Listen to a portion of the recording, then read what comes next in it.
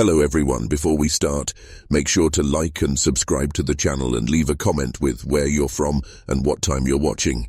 That way YouTube will keep showing you stories just like this one. A child, a little girl with her hair tied in crooked ribbons, barefoot in the mud of a hollowed-out Appalachian town. No one remembers the exact day she stopped being a child. No one dares speak of it aloud. But they all remember the look in her eyes, a gaze too old, too hollow, far too knowing for someone only 9 years old. Because this was the moment when innocence ended and the darkest truth of her bloodline revealed itself. The most inbred daughter, pregnant at just 9 years old. The official records are nearly gone, burned away in courthouse fires and erased by families desperate to bury their shame. But the whispers remain. Whispers of a girl whose very birth was already a kind of curse, the product of a tangled family tree that never branched outward, only curled in on itself like a snake devouring its tail. She was born to a mother who was also her cousin and a father who was also her uncle, a child created in the looping corridors of a bloodline that never escaped itself. The neighbors noticed first. Her frail body never quite grew as it should have. Her skin was pale, almost translucent, her eyes slightly misaligned, her speech slower than the other children. Yet what they didn't know, or what they pretended not to see, was the far more sinister truth. That in a family where the titles of father, brother, and grandfather often blurred into one, there were no boundaries left to protect the youngest from the oldest.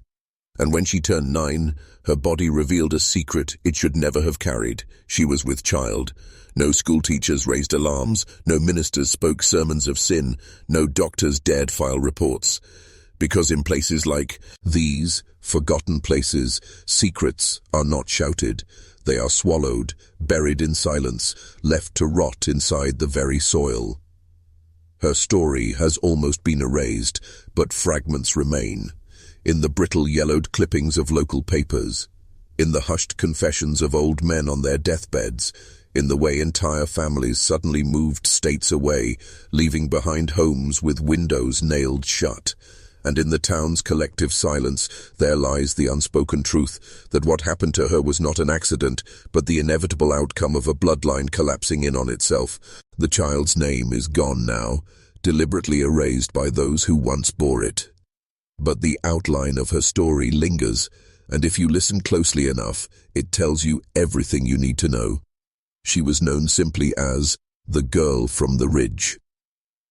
The ridge was a strip of land, tucked deep within a valley, where generations of the same family had lived and died without ever stepping beyond. They were bound together not just by geography, but by blood, tight, suffocating, and inescapable. Her parents had been raised as siblings in all but name. Their mothers were sisters, their fathers were brothers. On paper they were cousins, but in the cabin where they grew up, they were much closer than that. There had always been rumors, 2 brothers marrying 2 sisters, then their children marrying one another, until the family tree became less a tree and more a knot of tangled roots. By the time the girl was born, no one could say for sure how many generations of inbreeding had already hardened her family's fate. What they did know was that something in the ridge air seemed different. Babies were often born with cleft palates, misaligned jaws, or brittle bones that broke too easily. Young boys stuttered when they spoke. Girls grew slowly, their bodies frail and underdeveloped. Outsiders would call it genetic collapse. The locals called it God's punishment. The girl herself seemed marked from the start. She rarely smiled. She clung to her mother's dress and watched the world with silent, glassy eyes. The few who remembered her said she spoke less like a child and more like someone reciting lines she had overheard. But the most disturbing thing was the way she was treated within her own home, not cherished, not nurtured, but passed from lap to lap as though she belonged to everyone and no one at once. In those days, the ridge had no law. Sheriffs came and went, but they did not linger. Teachers from the county school lasted no longer than a winter before leaving in silence. It wasn't just the isolation, it was the knowing. Everyone who entered that ridge could feel the weight of its secret, like the land itself was pressing down, suffocating them. And when the girl's belly began to swell at just 9 years old, the ridge people did what they always did. They looked away. They closed their doors, whispered their prayers, and buried the truth beneath the same silence that had protected their bloodline for decades. Pregnancy at 9 is a medical impossibility in most minds, something too grotesque to even imagine.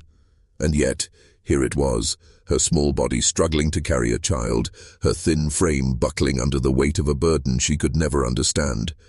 For the Ridge family, this was not a tragedy to mourn, but a reality to conceal.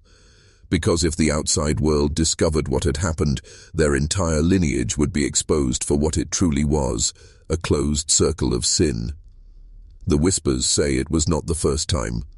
Older women in the family recalled children being born to girls far too young, their babies vanishing into the ground before they ever saw the light of day. In those parts, graves were shallow and unmarked. Small mounds of earth littered the edge of the ridge, blending into the wild weeds and brambles. Some say these were children of incest, carried and delivered by little girls whose lives ended before they ever began. But this case was different because people noticed. A traveling preacher passing through the valley spoke later of a girl he saw standing outside a cabin with her belly rounded, her face pale as death. He asked the family who she was, and they told him she was just kin. When he pressed further, they sent him away with threats and rocks. He never returned, but the memory followed him until his dying day. The girl's condition became harder to hide. Her walks grew slower, her breathing heavier, her small feet dragging in the dirt. Yet no doctor was ever called. No midwife came to help. The birth, like the conception, was a secret kept between blood. When the time came, the cabin's walls absorbed her screams, and the ridge air held them in silence. The child she delivered lived only a short while. Some say it was born deformed, the product of too many generations of collapsing bloodlines. Others claim it never took a breath at all, its body hidden beneath floorboards or buried by torchlight. The truth is unknowable because no records exist, but the effect was permanent. The girl, once seen wandering barefoot along the ridge, was never spotted again. Some believe she died during childbirth, her small frame unable to withstand the ordeal. Others whisper she was taken deeper into the woods, abandoned like a secret too dangerous to keep. Either way, she vanished, swallowed whole by the ridge and its silence. To understand how such a horror could exist, you have to understand the ridge itself. This was no ordinary place. It was a pocket of America that time forgot, where isolation bred both survival and decay. The nearest town was miles away, accessible only by winding dirt roads that often washed out in storms. Electricity arrived late. Medical care almost never did. The people of the ridge lived in cabins their ancestors had built with their own hands, and they died in those same cabins, never venturing far beyond. Isolation can preserve traditions, but it can also preserve sins. The Ridge family believed outsiders were dangerous, corrupting forces who would scatter them apart. They married within, generation after generation, convincing themselves that loyalty to blood was loyalty to God. What began as survival slowly became ritual, until no one questioned why cousins became husbands, why uncles became fathers, or why daughters became mothers before they had even left childhood behind. The wider community knew. How could they not? The signs were there, strange faces, twisted features, children who seemed to live half in shadow. But fear and shame kept them silent. To speak of it was to risk being drawn into it. People in the valley would lock their doors at night and pray their sons and daughters never wandered too close to the ridge.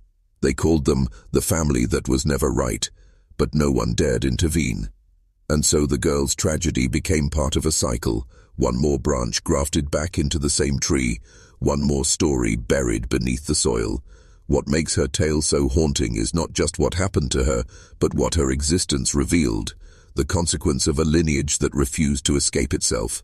In a way, she was doomed from birth, trapped in a bloodline where every child carried not just the weight of their family name, but the sins of generations before them. Her disappearance was never investigated. The law didn't come knocking, and no graves were ever marked.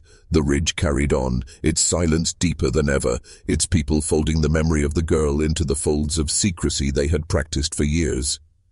Yet silence is never perfect. Stories have a way of leaking through cracks, and hers was no different.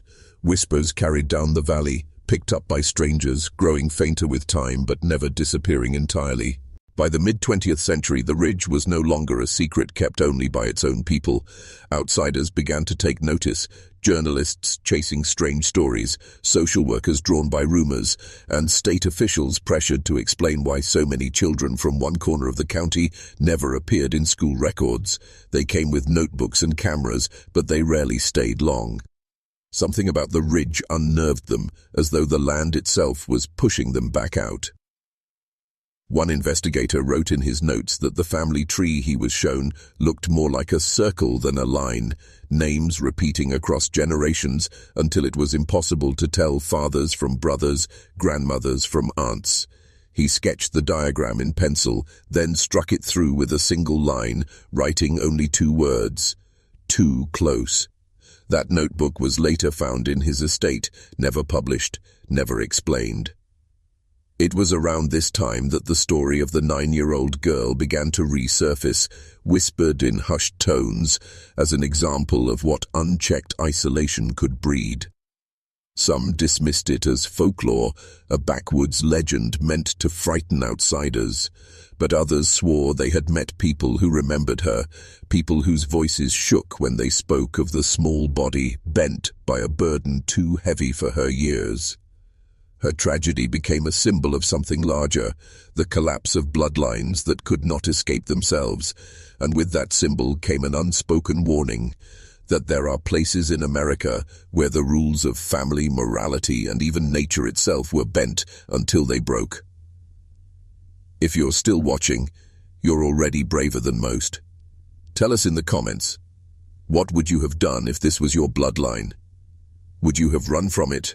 Or would you have been trapped like the rest? Because that is the most haunting part of the girl's story, the sense that she never had a choice. Born into silence, raised in secrecy, she lived and died as part of a pattern too old and too entrenched to resist. The Ridge family carried on long after her, their story half buried but never gone, and the girl, unnamed, unmarked, forgotten, remains the ghost that haunts every whispered retelling. The further you dig into the Ridge's past, the more unsettling the fragments become. Court records, those that survived fires and floods, hint at guardianship disputes where children were shuffled between relatives, their true parentage left intentionally vague. Birth certificates list fathers with the same last name as the mothers, sometimes even identical to the grandfathers. The dates overlap in ways that make no sense unless you know what was really happening. Researchers who have studied these communities describe a phenomenon called genetic looping, where generations of intermarriage fold a family's DNA back onto itself. The results are visible not just in the body but in the mind. Developmental delays, physical deformities, fragile health. But beyond science, there's something else, something almost spiritual. Locals talk of a ridge curse, as though the land itself punished those who refused to leave it. Children born without voices, men prone to violent rages, women who seem to drift into madness by their mid-30s. And within this curse sits the girl's story like a keystone. She is both the product and the proof. A 9-year-old mother, her fate determined before she could even write her own name. Whether she died in childbirth or disappeared into the woods, her existence is evidence of just how far the Ridge had fallen. Yet there's an even darker possibility whispered among the oldest valley folk, that the girl's child survived. Some say a boy was born, fragile and misshapen, hidden away in the cabin until he could walk. Others claim he was passed off as another sibling, his true origins concealed behind silence and lies. If this is true, then her bloodline did not end with her death. It continued, folded even tighter, perpetuating the cycle she had been too young to escape. Imagine that for a moment. A child born from the womb of a child, raised in the same walls that had already devoured his mother's innocence. Imagine him growing up surrounded by people who were his kin in every direction, uncle and brother, aunt and grandmother, blurred into a single suffocating web. It is almost too much to comprehend, and yet it is exactly what the silence of the Ridge suggests. And that silence is the loudest evidence of all, because when entire families vanish from records, when homes are left to rot with windows boarded up, when neighbors refuse to speak even on their deathbeds, you know the truth is far darker than anyone dares admit. Today, the ridge is quiet. The cabins stand in ruin, their roofs collapsed, their chimneys crumbling into the earth. Trees have swallowed the paths once worn down by barefoot children, and the air carries only the sound of wind and crows. To most, it looks like nothing more than an abandoned patch of land. But to those who know the story, every stone and shadow feels heavy with the weight of what happened there. The girl's name is gone, her grave unmarked, her memory erased from the family that birthed and buried her. And yet, her story refuses to die. It lingers in whispers passed between old men at general stores, in fragments tucked into forgotten newspaper archives, in the nervous silence of neighbors who still refuse to speak too plainly about the ridge. She has become something more than a person.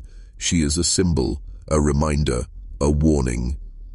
Because what happened to her is not just about one child or one family.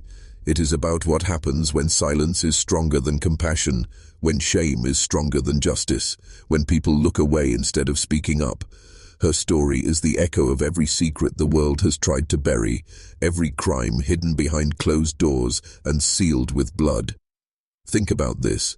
A 9-year-old girl, pregnant, terrified, erased from history. No one protected her, no one carried her voice into the future, except perhaps us. By remembering her, by speaking her story aloud, we defy the silence that consumed her. But there is still one unanswered question, the one that makes her tragedy even more haunting. Did her child survive? And if so, what became of him or her? Some say descendants of the Ridge family still live quietly in nearby towns, carrying traces of the same blood that doomed her. You might have passed them on the street without ever knowing. A certain look in the eyes, a familiar jawline, a face that feels older than it should. These are just rumors, of course, but in stories like this, rumors are all that remain. So the ridge lies empty, but the bloodline may not be gone. And the ghost of the 9-year-old mother still lingers, asking us the question no one wants to answer. How many other stories like hers remain buried, waiting for someone brave enough to dig them up? Thank you for watching. Remember to like, subscribe, and share this story if it disturbed you as much as it should. And never forget, the past doesn't stay buried. It waits.